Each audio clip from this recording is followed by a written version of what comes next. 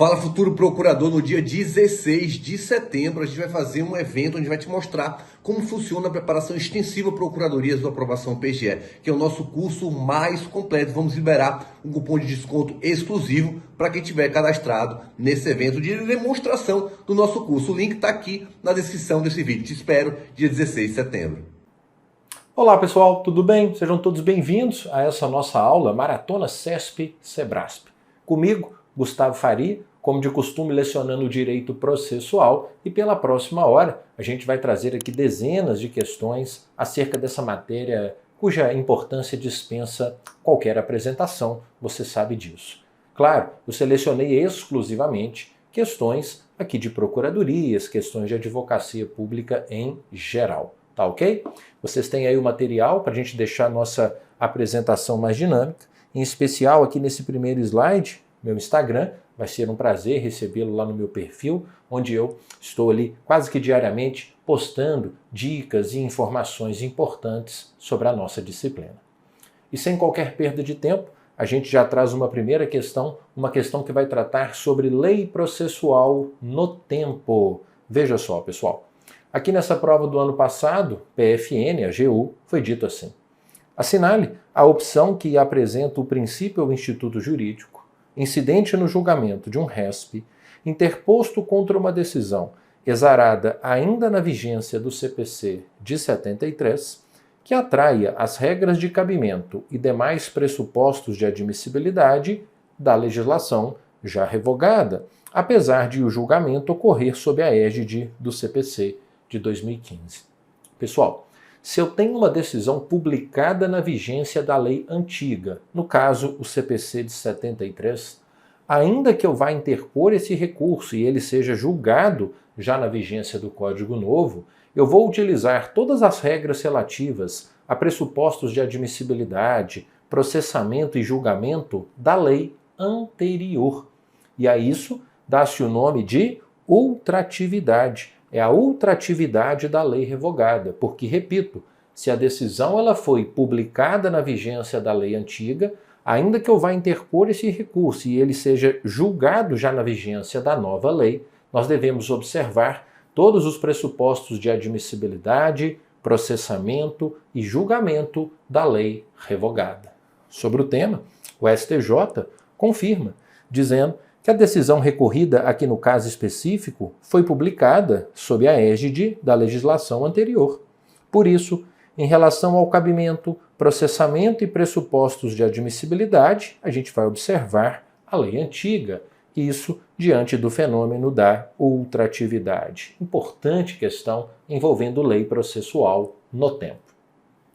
A questão de número 2, Procuradoria do Estado de Roraima, diz: o juiz ofende o princípio da vedação à decisão surpresa se, ao sentenciar, atribuir uma tipificação jurídica aos fatos referentes à causa de pedir de forma diversa e contrária à realizada pelas partes, sem antes provocar a sua prévia manifestação.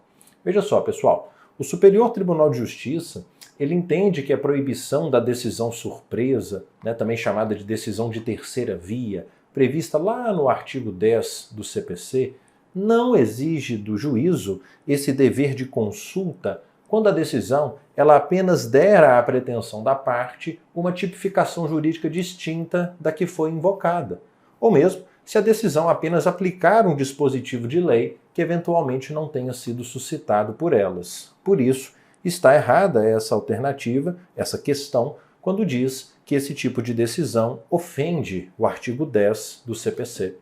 Veja, o STJ, aqui nesse julgado do informativo 760, consolida essa ideia, dizendo: não se pode falar em decisão surpresa quando o magistrado, diante dos limites da causa de pedir, do pedido e do substrato fático delineado nos autos, realiza a tipificação jurídica da pretensão no ordenamento jurídico posto, aplicando a lei adequada à solução do conflito, mesmo que as partes não a tenham invocado. É aqui a aplicação do brocar do iura novit curia, o juízo conhece o direito, independentemente de ouvir as partes, ok? Por isso, também errada essa nossa questão, porque ele não ofende o princípio nesse caso.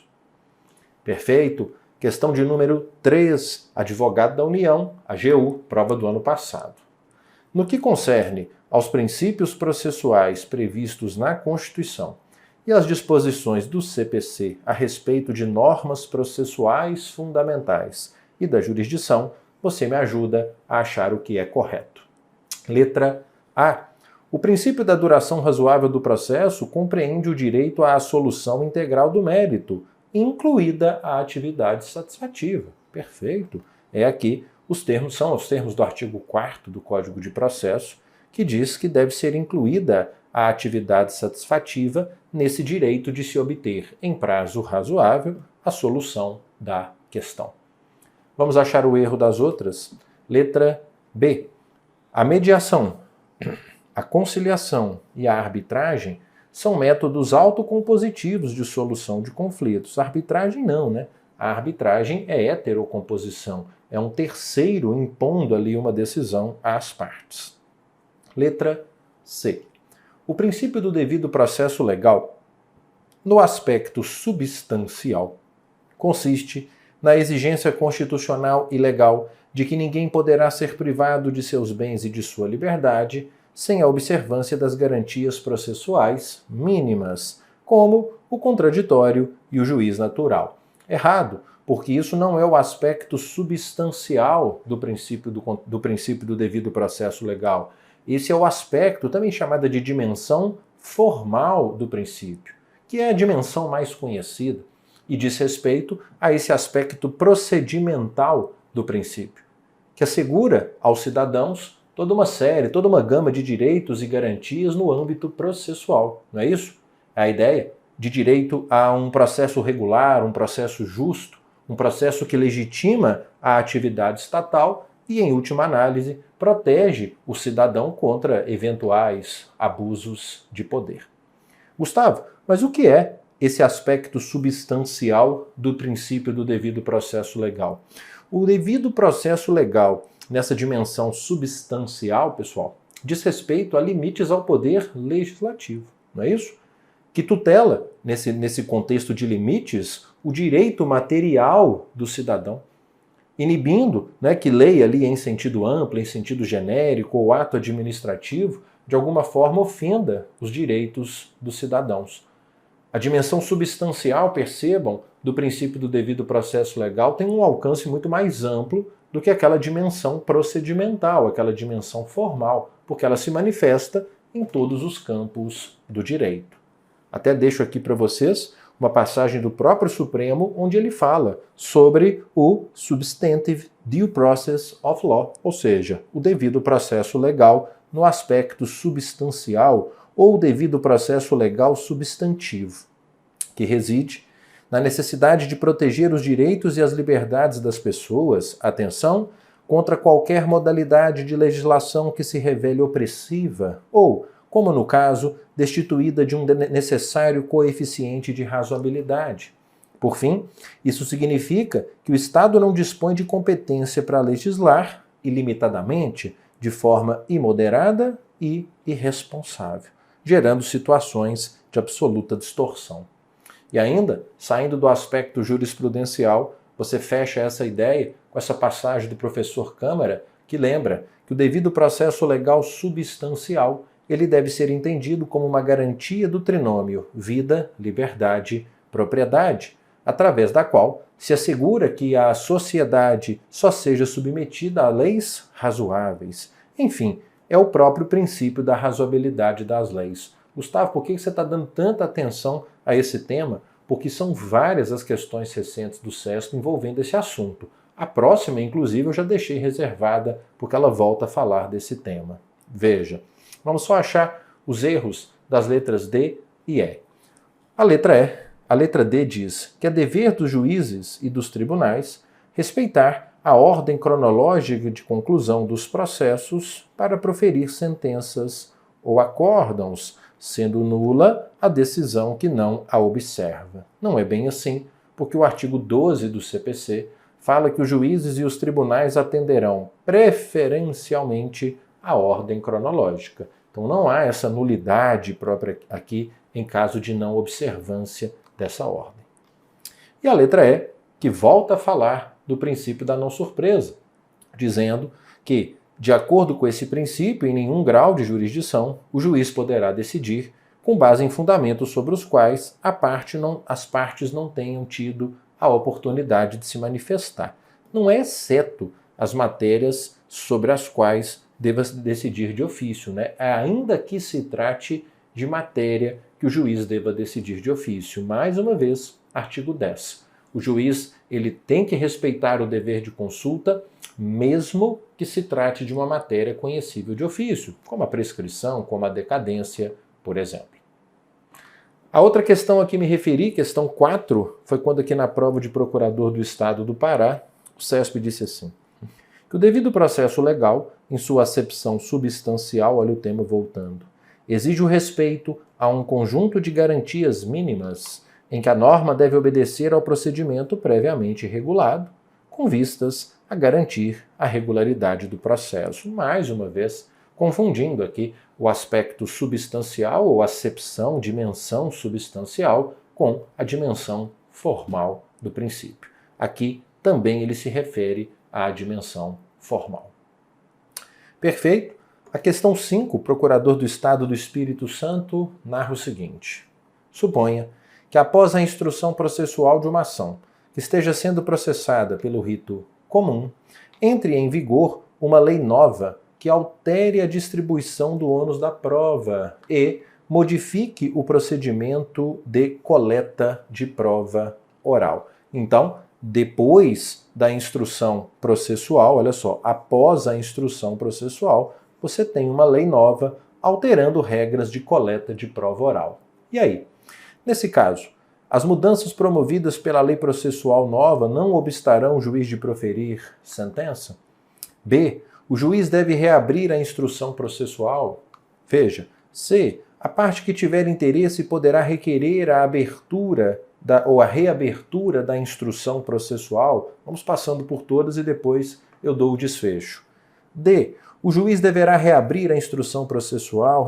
Não, pessoal, para que sejamos objetivos, aqui essa questão envolve o conhecimento do artigo 14, que é muito claro, ao dizer que a norma processual ela não retroagirá. Ela é aplicável imediatamente aos processos em curso, mas, como ela não retroage, devem ser respeitados os atos praticados segundo a norma revogada. Então não é caso de reabrir a instrução processual. Como a instrução processual já foi encerrada, a lei nova não retroage para reabri-la. Por isso, o juiz, ele então não está impedido de proferir a sua sentença. Por quê? Porque o artigo 14 deixa muito claro que a lei processual não retroage. Os atos devem ser praticados segundo a lei do seu tempo, Tempus regit actum. Então, aqui respeitam-se essas situações já consolidadas na vigência da lei antiga. Tá bom? Perfeito? Então, letra A. Vem comigo agora para essa questão de número 6, em que se disse assim: o escopo político da jurisdição é a pacificação de sujeitos ou grupos em litígio mediante a solução de seus conflitos. Não, pessoal? Esse é o escopo social da jurisdição, que é a pacificação de conflitos para gerar estabilização das relações sociais, para promover o bem comum. Porque quanto a escopos políticos da jurisdição, nós podemos identificar, primeiramente, a ideia de reafirmação e fortalecimento do próprio poder estatal perante os cidadãos e também é escopo político da jurisdição dar oportunidade aos cidadãos, à própria sociedade, de se valer de mecanismos processuais que possam, de alguma forma, influir no destino ali do próprio Estado, da própria sociedade, como, por exemplo, pela via da ação popular, pela via da ação civil pública, assegurando, então, participação democrática nos rumos do Estado, permitindo, então, esse poder de interferência na administração pública. Essa é uma ideia que está voltada ao chamado escopo político, tá bom? Então, errada, porque ele trouxe aqui o conceito do escopo social, tá bom? Muito bem. Vamos para a 7. A 7, ela então, questão da prova da Procuradoria do Pará, que vai nos trazer o seguinte. A primeira fase metodológica do processo civil é também conhecida como praxismo e corresponde, ou também chamada de praxismo, e corresponde à época em que o processo era visto como mero procedimento. Simples sucessão de atos e formas, não havendo distinção entre direito material e direito processual, pois o procedimento era visto como apêndice do direito material. Perfeitamente. Veja, nessa primeira fase, também chamada de sincretismo, tá bom? Sincretismo ou praxismo, essa fase na evolução do direito processual, nós tínhamos, pessoal, ausência de caráter científico para o processo. O processo, nessa fase, ele não era estudado ali como um ramo autônomo da ciência jurídica. Você não tinha uma distinção entre direito material e direito processual. O processo, né, ele era estudado apenas como um simples procedimento, uma estrutura sequencial de atos interligados, que era totalmente vinculado ao direito material, né? Não havia distinção entre o direito material e o direito processual.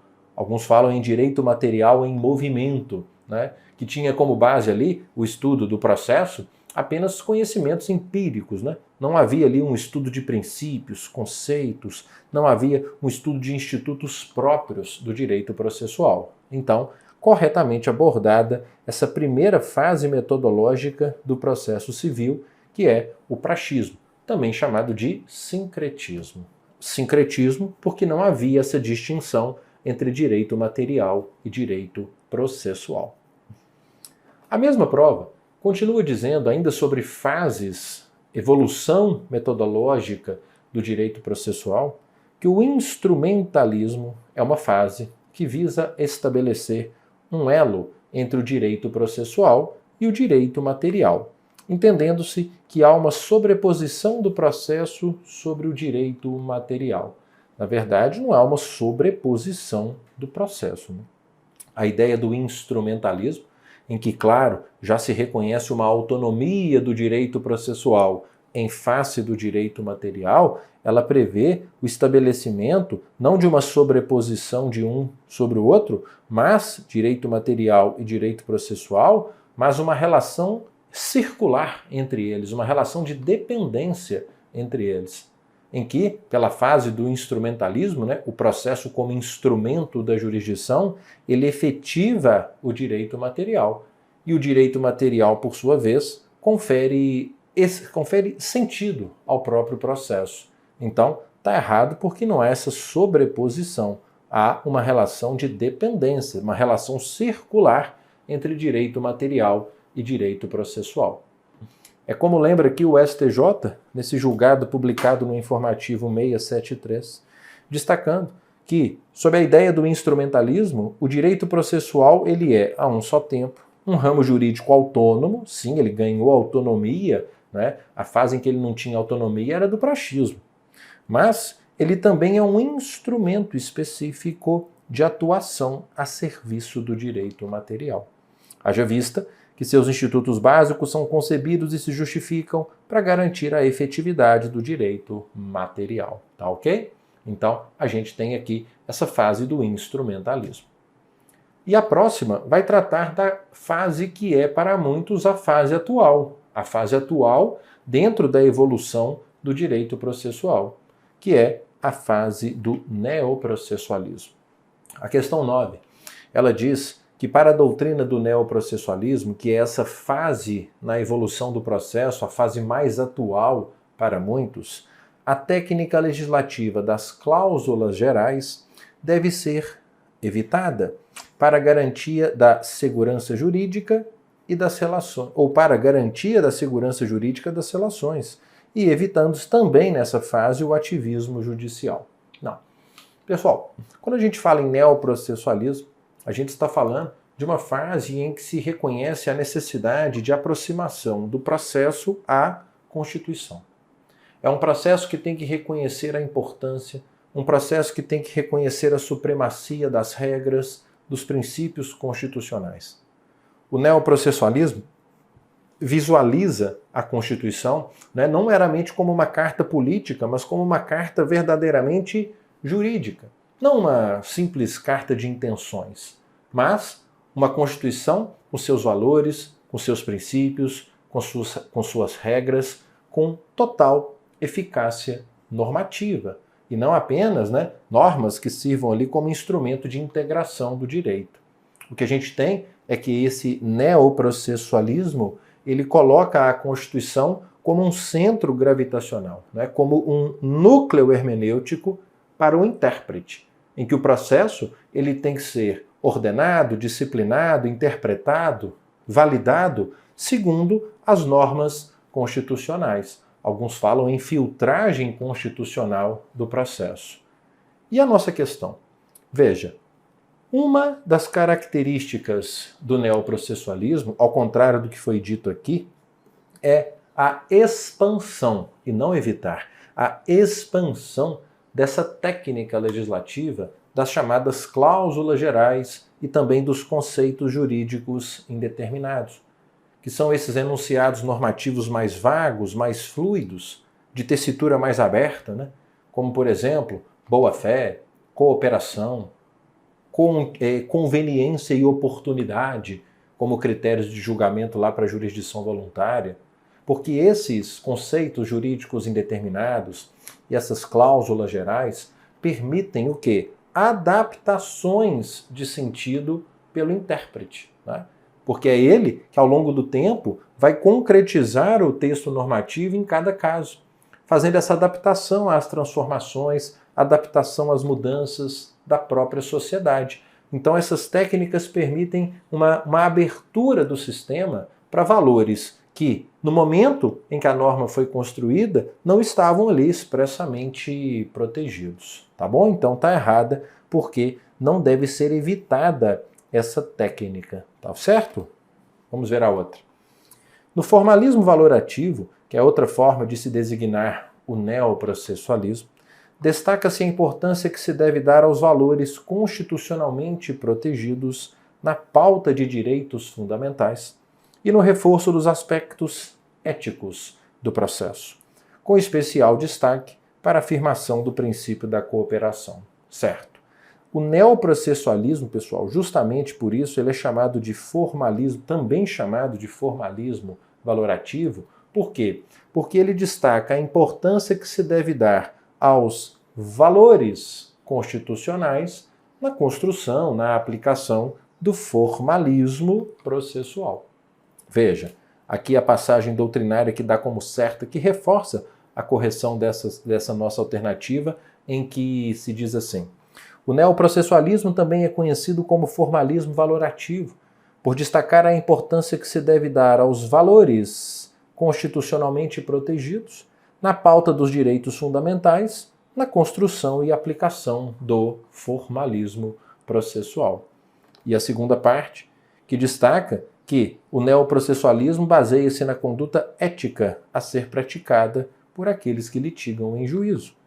Nesse contexto, destacam-se o princípio da cooperação, que foi mencionado na alternativa, a boa-fé objetiva, a proibição da prática de atos contraditórios, dentre outros, que atualmente possuem previsão legal expressa no CPC. De fato, o neoprocessualismo traz esse reforço da moralidade processual, exigindo comportamentos de boa-fé, éticos, a cooperação processual, não é isso? A lealdade dos sujeitos processuais, tudo como uma decorrência, né, desse processo pautado num princípio da cooperação, um processo cooperativo que vê a necessidade de o processo ser reconhecido como uma verdadeira comunidade de trabalho. Então tudo isso gira em torno, sim, das características do neoprocessualismo. Questão difícil, né? Pois bem, vamos agora para 10, Procurador Judicial Municipal de Recife.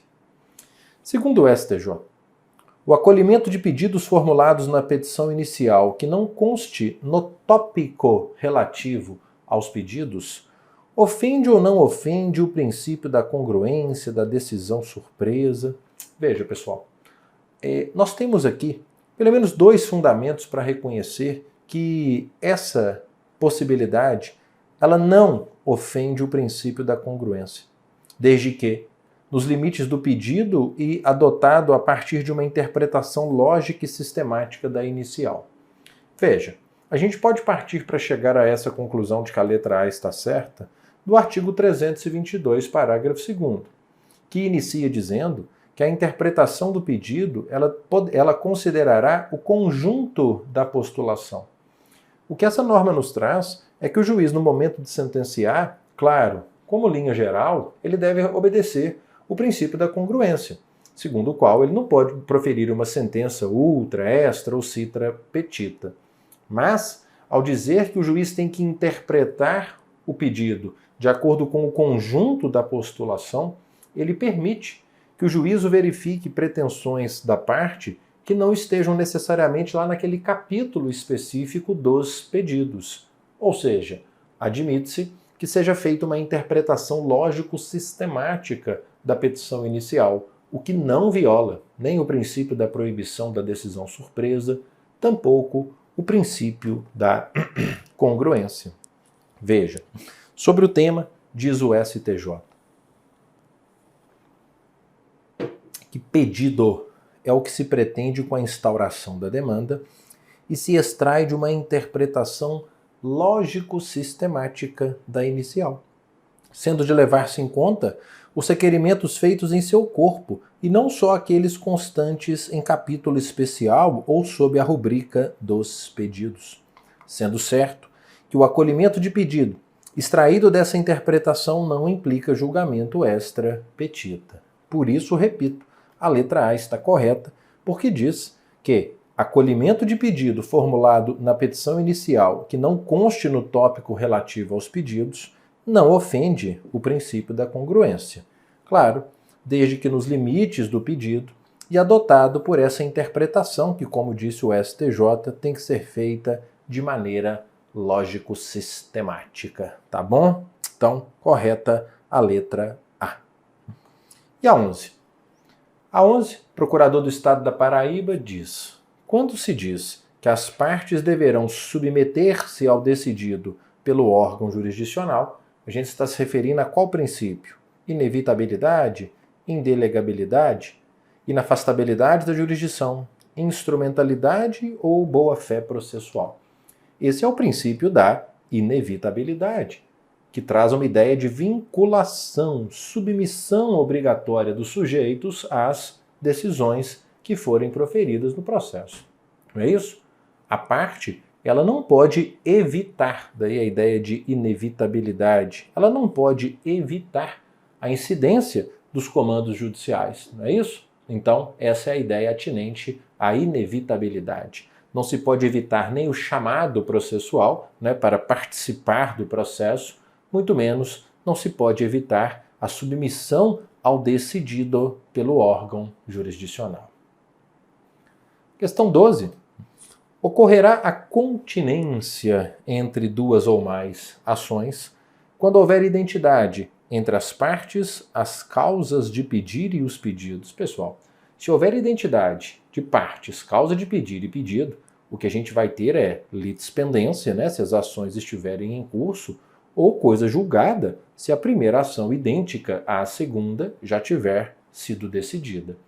Na verdade, ocorre continência, segundo o artigo 56, quando nós temos identidade de partes, de causa de pedir, mas o pedido de uma, por ser mais amplo, abrange o das demais. Então, a gente tem aqui aquela ideia, né, de contém e está contido. O pedido B está contido no pedido A. O pedido A contém o pedido B, que é a ideia de continência, né? Que é quando, trago aqui um exemplo facílimo de compreender a continência, o professor Humberto Teodoro lembra que exemplo típico é encontrado no caso em que um mesmo credor ajuíza duas ações contra o mesmo devedor.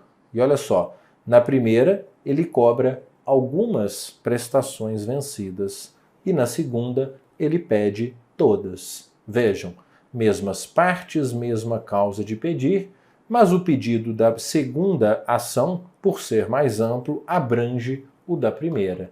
Isso que é continência. Muito bem. Só não confunda, por favor, com a conexão, hein? Artigo 55, que é quando houver identidade entre duas ou mais ações de pedido ou causa de pedir. Aqui a identidade é de partes e causa de pedir, e o pedido de uma, por ser mais amplo, abrangendo o da outra. Questão 13. Vamos lá. Advogado da Itaipu Binacional. Lúcio e Carlos têm domicílio em unidades da federação distintas. Lúcio propôs no seu domicílio uma ação de cobrança contra Carlos. Nessa situação, o que o juiz deverá fazer? Bom, primeiro, pensando aqui numa ação de cobrança como essa, pessoal, a gente atrai a ideia da regra de que ela deve ser proposta no foro do domicílio do réu, né? Então o Lúcio não poderia ter proposto essa ação no foro do seu domicílio. Entretanto, nesse caso, ainda que reconheçamos a incompetência do juízo do foro do domicílio de Lúcio, essa incompetência é territorial. E se é territorial, ela é relativa, e a incompetência relativa como regra não pode ser declarada de ofício. Por isso, o juiz ele deve determinar a citação do réu para apresentar defesa e não declarar de ofício a incompetência relativa, partindo-se aqui de um pressuposto de que essa regra geral, inclusive consubstanciada na súmula 33 do STJ, é de que a incompetência relativa não pode ser declarada de ofício. Se eu pudesse fazer apenas uma observação em relação a essa questão, ela disse que o juiz deverá determinar a citação, mas ele diz para apresentar defesa. Cuidado, porque no procedimento comum, vale sempre lembrar, a citação não é para apresentar defesa, essa não é a regra. A citação é para audiência de conciliação ou mediação. Tá certo? Então, questão 13, correta a letra B. Vamos para 14. Procurador da Fazenda Nacional. Em que pese a possibilidade da participação da União como interessada em processos judiciais de falência, recuperação judicial e insolvência civil contra particulares, de acordo com o entendimento do Supremo, a Justiça Comum Estadual será competente para julgamento nos casos de falência apenas, insolvência civil apenas, falência, recuperação judicial e insolvência civil, falência e recuperação judicial apenas ou recuperação judicial e insolvência civil apenas. Aqui a gente atrai uma regra constitucional que vai nos trazer a correção da letra C, que é o artigo 109, inciso 1, né? Que diz que é competência da Justiça Federal julgar causas em que a União, entidade autárquica ou empresa federal forem partes, assistentes ou oponentes, exceto, é o que me interessa, né? As de falência, acidentes de trabalho e sujeitas à justiça eleitoral e à justiça do trabalho. Gustavo, mas a letra B falou falência, recuperação judicial e insolvência civil. Veja, claro, falência já vai englobar a recuperação judicial, mas a insolvência civil, veja, ela não está aqui, né? Nem aqui, se a gente olhar para a falência. Né? Recuperação judicial a gente encontra aqui no contexto de falência, mas insolvência civil, aí foi o Supremo que entendeu. Que a insolvência também está entre essas exceções do artigo 109, para fins de definição da competência da Justiça Federal. Então, a insolvência civil também é causa de competência da Justiça Estadual. Questão 15, Procurador do Município de Cuiabá. Assinale a opção em que são corretamente apresentadas, conforme regra do CPC, hipóteses supervenientes à propositura da demanda, que impõe redistribuição da causa, fazendo cessar a perpetuação da jurisdição. Alteração de competência relativa e do domicílio do réu? Alteração de competência relativa e supressão de órgão? Gente, letra C, supressão de órgão e alteração da competência absoluta, já que isso é o que dispõe literalmente o artigo 43 do CPC, que traz a regra da perpetuatio jurisdictionis, dizendo: determina-se a competência quando se registra ou distribui a inicial. São irrelevantes dali em diante modificações no estado de fato ou de direito. Entretanto, ressalvam-se duas hipóteses. Quando? Quando se suprimir um órgão judiciário ou se alterar uma norma de competência absoluta. Por exemplo, quando há ali a criação de uma vara especializada e, consequentemente, a redistribuição do processo para essa vara. Então, cuidado. Certa letra C. Supressão de órgão judiciário e alteração da competência absoluta impõem redistribuição da causa, correto? Correto. Quantas exceções eu tenho aqui? Duas. Então, tenho duas exceções à regra aqui nessa parte negritada do artigo 43. Atenção, tem certeza, ainda mais sendo CESP e SEBRASP, que o que eu vou dizer agora será tema certo de próximas provas. O que o STJ fez foi criar uma terceira exceção a essa regra, uma exceção implícita, ou pelo menos ele reconhece uma terceira exceção, uma exceção implícita, adotando a teoria da superação das regras ou da derrotabilidade das normas, e ele reconheceu num importantíssimo julgado que eu vou te mostrar que também poderá haver modificação de competência quando o juízo em que tramita a ação, por alguma particularidade do caso, ele não se mostrar o juízo mais conveniente para julgá-lo. É a adoção da teoria do chamado Forum Non Conveniens. Dá uma olhada comigo. Olha só, aqui nesse julgado de informativo de edição extraordinária, ele destacou que a regra do 43 ela pode ser superada, sempre em caráter excepcional, quando se constatar que o juízo perante o qual tramita a ação não é adequado ou conveniente para processá-la e julgá-la. Aqui no caso concreto, o STJ entendeu que, embora o juízo em que a ação tramitava ele fosse competente para a causa, o réu daquela ação, por uma posição de poder que ele ocupava naquele estado, ele estava exercendo uma influência indevida sobre os magistrados.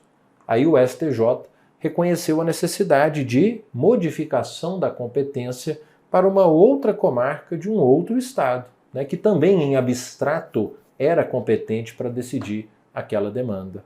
Veja, a aplicação da teoria da superação das regras ou da derrotabilidade das normas é uma saída correta para que se possa, sempre em caráter excepcional e diante de um hard case, um caso difícil, como é a hipótese, superar a imutabilidade da regra do artigo 43, que contém apenas duas exceções.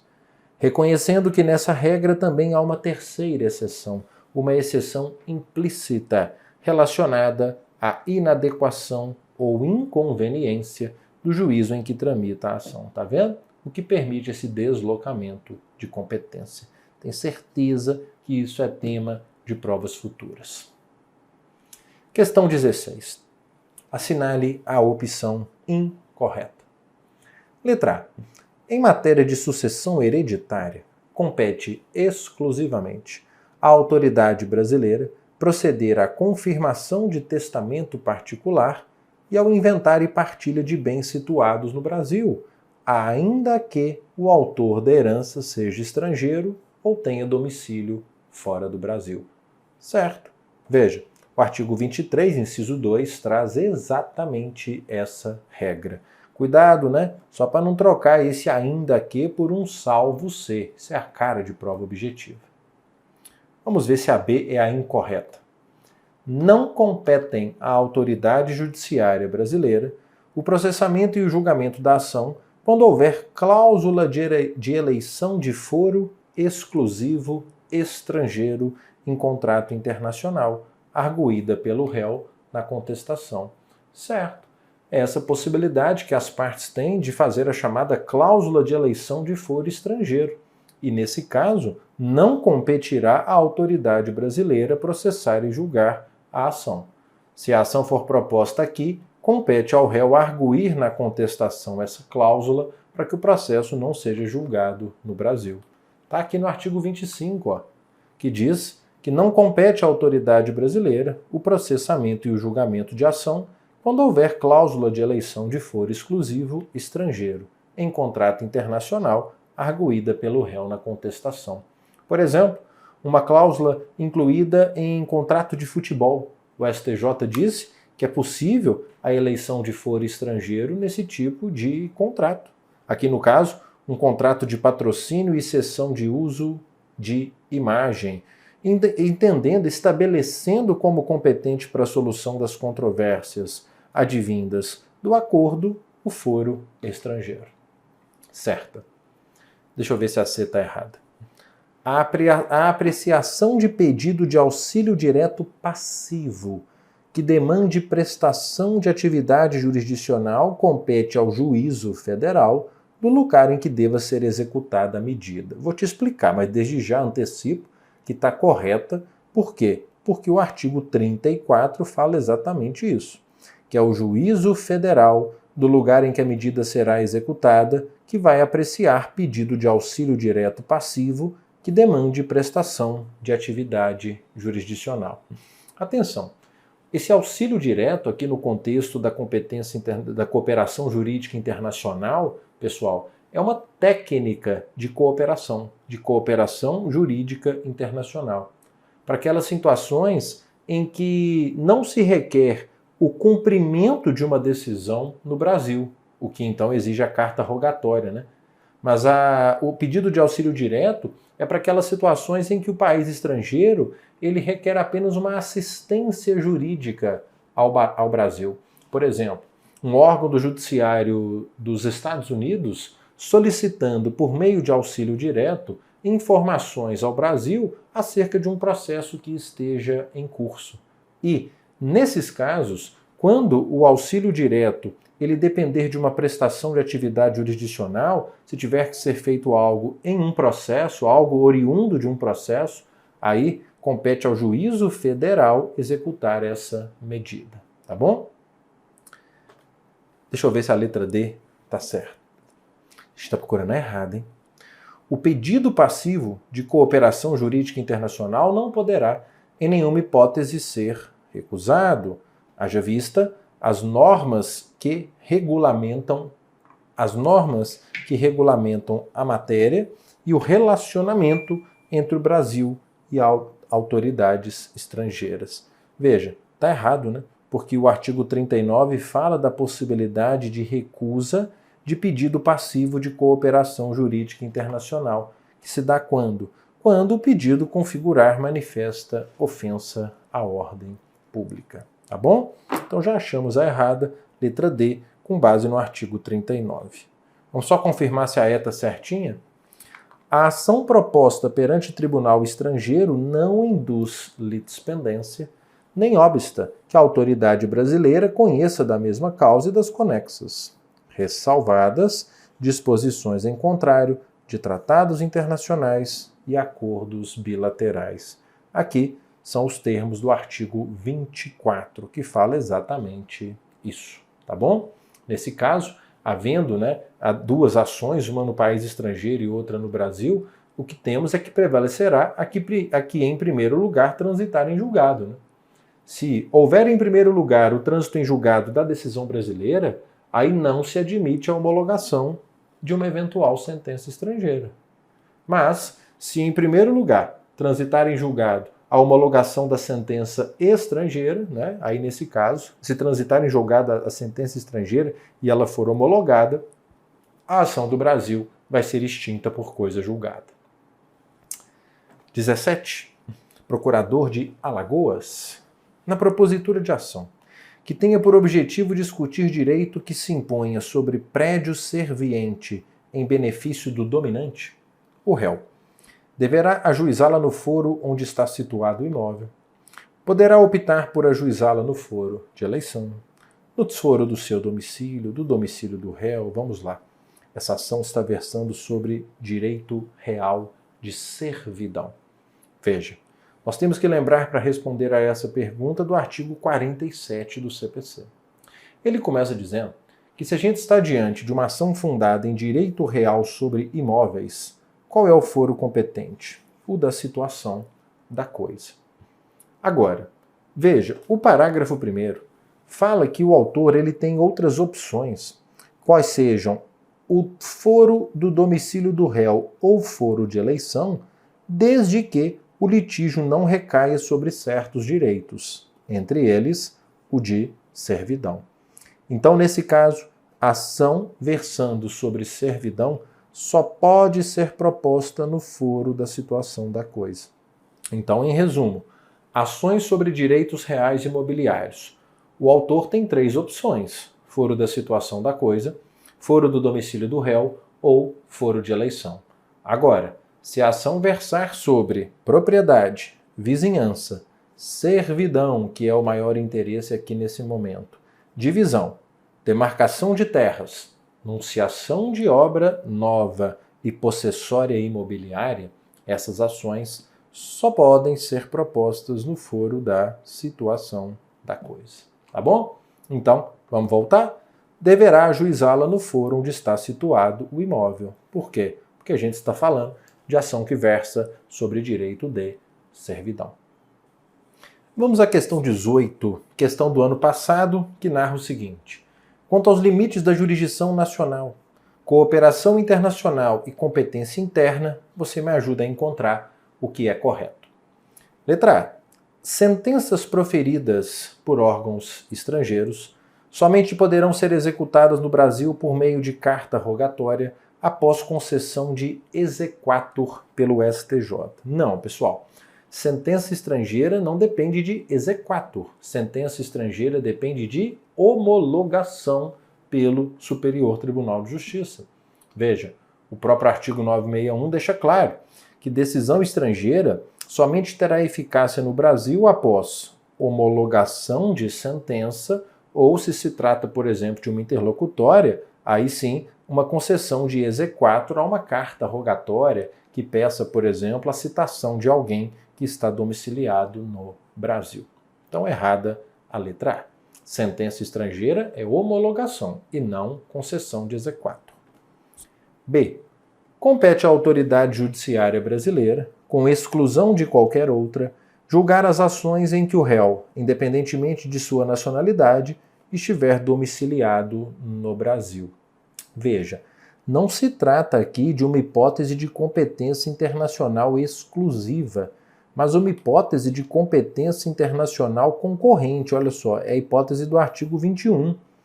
O artigo 21 traz hipóteses de competência internacional concorrente. As ações que podem ser julgadas no Brasil, mas também podem ser julgadas fora do país e admitem homologação de sentença estrangeira. Então, aqui, com exclusão de qualquer outra, está errado. Deixa eu ver se a C está melhor. Ocorrerá a continência, olha o tema voltando, entre 2 ou mais ações, você vai achar fácil agora, né? Quando houver identidade entre partes, causas de pedir e pedidos, de novo, né? Não é assim. É em caso de identidade de partes, causa de pedir, mas o pedido de uma abrange o da outra. Tá aqui, repito para vocês o artigo 56. Vamos ver se é a letra D. Caberá auxílio direto quando a medida solicitada pela autoridade estrangeira não decorrer diretamente de decisão proferida por uma autoridade estrangeira a ser submetida a juízo de delibação no Brasil. Está correta pelos exatos termos do artigo 28. Eu já até comecei a falar um pouco sobre auxílio direto e vou ampliar um pouco mais a partir dessa alternativa. Eu já disse que auxílio direto é uma técnica de cooperação jurídica internacional. E essa técnica é para aquelas situações em que o país estrangeiro não está requerendo o cumprimento de uma decisão no Brasil. Ele está requerendo uma assistência jurídica, como naquele exemplo que eu dei, em que um órgão do judiciário de outro país solicita ao Brasil informações sobre um processo em curso. E atenção, agora ampliando um pouco mais, para entrar no artigo 25. Por não se tratar de um pedido de cumprimento de decisão no Brasil, o auxílio direto dispensa a intervenção do STJ, com o chamado juízo de delibação, que é essa análise que ele faz sobre aspectos formais de uma decisão. Esse juízo de delibação, só para a gente constar, que é esse juízo superficial sobre a legalidade do ato, sem adentrar no exame de mérito. E repito, como o pedido de auxílio direto não é o pedido de cumprimento de uma decisão no Brasil, dispensa a intervenção do STJ com esse juízo de delibação. E como são feitos então esses pedidos, já que não passa pelo STJ? Esses pedidos, eles são feitos diretamente entre as autoridades centrais dos países, a requerimento de um órgão judiciário, de um órgão administrativo, do Ministério Público, funcionando mais ou menos dentro da seguinte lógica. Por exemplo, imagine que o Poder Judiciário ou um outro órgão administrativo dos Estados Unidos, ele faz o seguinte, ele entra em contato com a autoridade central norte-americana, que por sua vez entra em contato com a autoridade central brasileira, que é o Ministério da Justiça e Segurança Pública, que por sua vez ele então repassa o pedido de auxílio direto ao Poder Judiciário ou a outros órgãos, que então eles vão cumprir esse pedido a requerimento da autoridade central. E lembrando, né, como dissemos numa questão anterior, se esse requerimento feito pelo país estrangeiro, ele depende de uma providência jurisdicional, por exemplo, uma coleta de uma informação de um processo, a realização de uma diligência num processo, qual é mesmo o órgão que vai exercer, que vai cumprir essa medida, que vai executar a medida? Justiça Federal, tá bom? Então, correta a letra D, que aproveitou aqui para me trazer essa oportunidade de revisão sobre o tema. Vamos só ver se a letra E está realmente errada. Ela diz que o procedimento da carta rogatória, procedimento de jurisdição voluntária, tramitará perante o STJ, devendo assegurar às partes as garantias do devido processo legal. Errado. Por quê? Porque ele é um procedimento de jurisdição contenciosa e não voluntária. Tá bom? Muito bem. Questão de número 18. Vem comigo para a questão de número 19, questão da Câmara de Maceió. Câmara de Vereadores não possui personalidade jurídica, mas apenas personalidade judiciária, somente podendo demandar em juízo para defender seus direitos institucionais. Perfeito!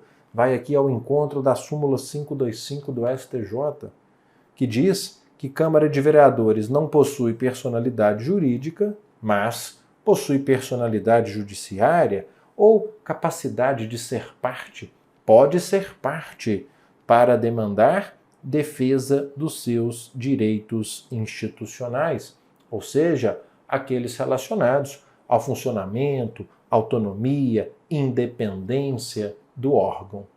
Nesse sentido, vale a pena até ampliar um pouco para que não nos esqueçamos que casas legislativas, de modo geral, câmaras municipais, assembleias, têm apenas personalidade judiciária e não jurídica. Assim, podem estar em juízo na defesa de suas prerrogativas institucionais. Tá bom? Muito bem. Dito isso, dá uma olhada aqui agora comigo na questão de número 20, Procuradoria de Sergipe. O Estado de Sergipe ajuizou na Justiça Estadual Comum uma ação indenizatória contra uma sociedade de economia mista federal. Após o saneamento do processo e antes da data marcada para a AIJ, a União requereu seu ingresso na causa, demonstrando possuir interesse econômico no resultado do processo. Reflexos de natureza econômica no caso de procedência. Acerca dessa situação, é correto afirmar. Aí vai dizer que o processo deve ser deslocado para a Justiça Federal, que a participação da União tem que ser rejeitada porque há um interesse meramente econômico, ou ainda que a intervenção não é possível naquele momento processual, que somente na hipótese de o juiz entender que a União pode atuar como amicus curiae é que seria possível essa intervenção, ou ainda que, embora a legislação permita a intervenção anômala da União para esclarecer questões e apresentar documentos ou memoriais, o processo deve seguir na Justiça Estadual Comum. Tema sempre importante, não poderia deixar de passar por ele, o da intervenção anômala das pessoas jurídicas de direito público. A gente vai concluir que todas as anteriores estão erradas e é a letra E que é correta, pelas razões a seguir. Veja, o tema da intervenção anômala tem previsão lá no artigo 5º da Lei 9469 de 97, que prevê que as PJs de direito público, elas poderão, mesmo que tenham interesses meramente econômicos, independentemente de demonstração de interesse jurídico, intervir. É a assistência anômala. É anômala porque não depende de interesse jurídico. Podendo esclarecer questões de fato e de direito, juntar documentos e memoriais e, se for o caso, recorrer. E só na hipótese, ou seja, só na hipótese de recorrer, é que haverá o deslocamento da competência. Então, em caso de intervenção anômala, como nesse exemplo da União Federal, a ação não se desloca para a Justiça Federal, apenas se ela recorrer. A propósito, veja, aqui o STJ, em julgamento de recurso repetitivo, deixando claro que o seu entendimento é no sentido de ser tolerável a intervenção anômala da União e suas autarquias, independentemente de interesse jurídico, bastando, repito, o interesse meramente econômico, para esclarecer questões de fato e de direito, ingresso que não desloca a competência para a Justiça Federal, só desloca em caso de recurso. Ainda, para a gente também invalidar outras alternativas que estão ali atrás, e eu vou voltar. Vale lembrar que essa intervenção ela pode se dar a qualquer tempo e grau.